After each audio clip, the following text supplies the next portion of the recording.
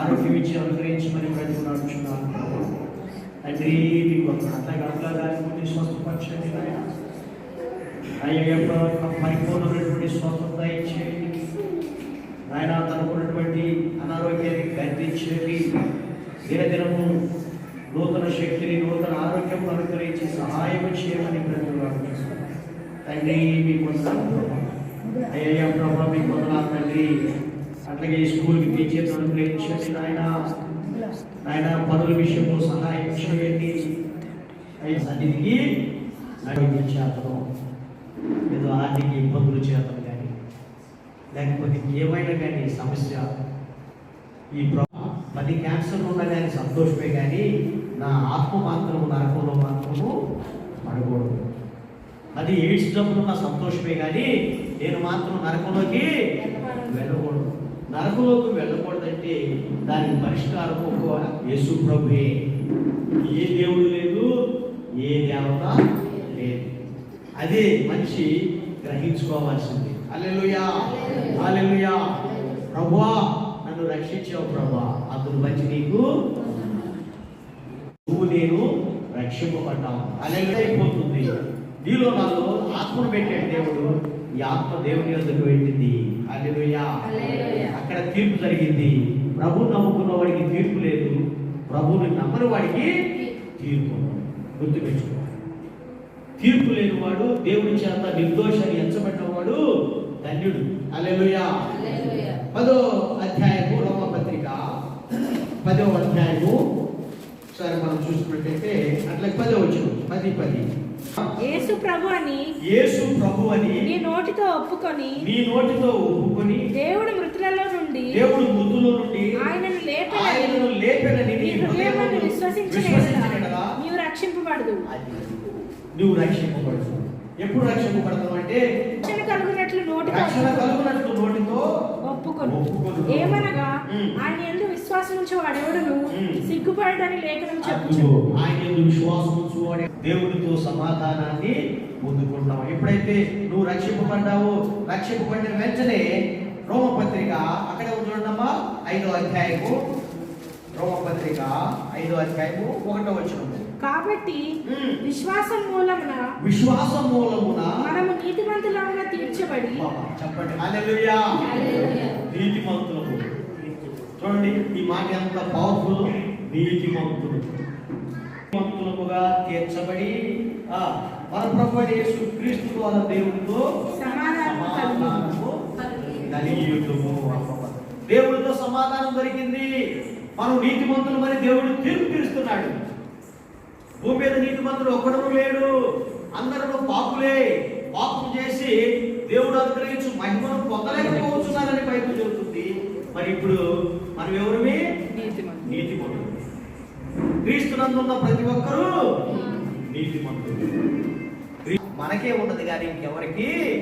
10 వచనం. యేసుక్రీస్తు యొక్క శరీరము ఒక్కసారి అర్పింపబడుట చేత ఏప్రిల్ రాసిన పత్రిక చిత్తమును బట్టి మనం పరిశుద్ధపరచబడి ఉన్నాం. హల్లెలూయా. మనము పరిశుద్ధపరచబడి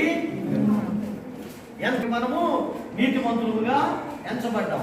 క్రీస్తులో ఉన్నాం కాబట్టి మనము దేవుడితో సంబంధము దొరికింది కనుక కొలస్సీ 2వ అధ్యాయము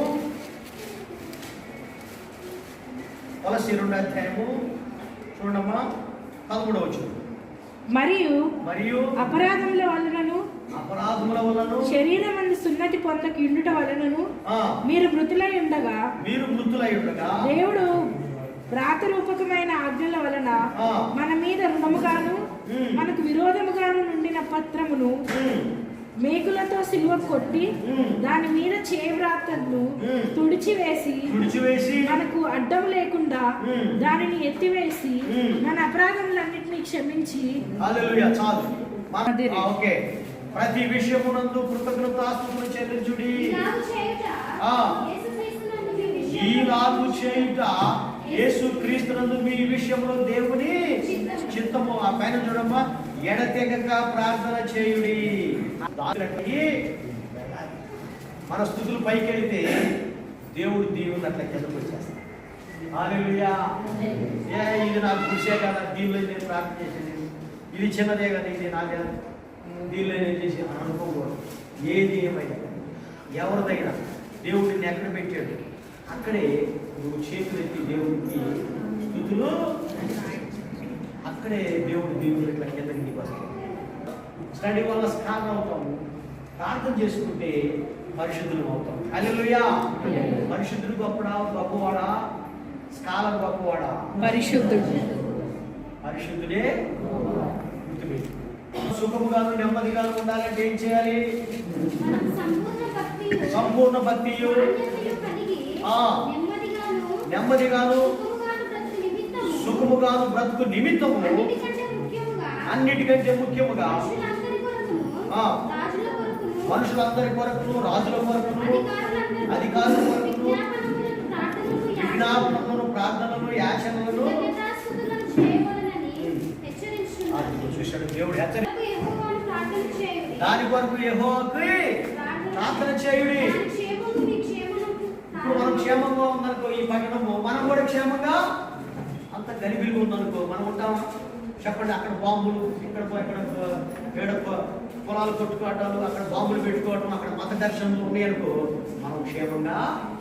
అందుకని ఈ పట్టణం క్షేమంగా ఉంటే మనం కూడా.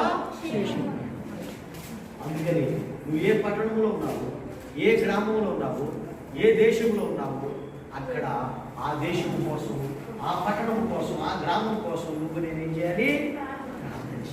హల్లెలూయా. ఉండాలి.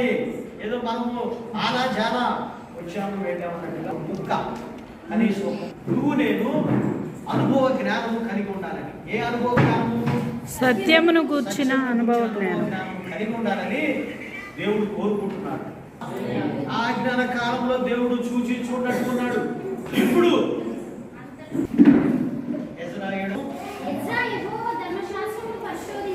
పరిశోధించి దాన్ని నడుచుకున్నట్టును నేర్పుటకును నిశ్చయము. ఎజ్రా గారు వాక్యాన్ని చదువు, వాక్యాన్ని పాటించు, అట్లాగే వాక్యాన్ని ప్రకటించు. హల్లెలూయా. నాకు సర్వాధికారం ఇవ్వబడింది, ఎల్లు నా నామములో. ఎంతబడి ముప్పులో మేము ఉన్నప్పుడు సహాయం అనుగ్రహించండి. ఆయన సహాయం చేయండి తండ్రి. మరి ఇచ్చిన కార్యక్రమం బట్టి స్వస్థం చేస్తూ మొదటి కార్యక్రమానికి ముందు సమయానికి ఏదో మహిమకర్త ప్రభావాలు ఉన్నాయి. మా ప్రభువుని క్రీస్తున్నామని ప్రార్థన సమర్పిస్తున్నాం తండ్రి. ఆమేన్.